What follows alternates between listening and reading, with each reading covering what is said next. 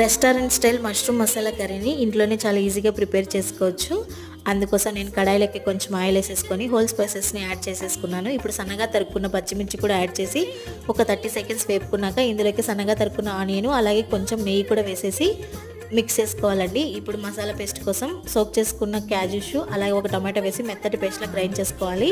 ఇప్పుడు ఆనియన్స్ ఎర్రగా వేపుకోవాలండి. ఇలా వేపుకున్నాక ఇందులోకి అల్లం పేస్ట్ కూడా వేసేసి పచ్చివాసన పోయేంత వరకు బాగా వేపుకున్నాక ఇందులోకి కారము, ధనియాల పొడి, పసుపు కూడా వేసేసి 1 నిమిషం బాగా వేపుకోవాలండి లో ఫ్లేమ్లో. ఇప్పుడు వాష్ చేసుకుని సన్నగా తరుక్కున్న మష్రూమ్స్ కూడా యాడ్ చేసేసి వీటిని కూడా పచ్చివాసన పోయేంత వరకు ఒక 5 నిమిషాలు లో ఫ్లేమ్లో బాగా కలుపుకోవాలి.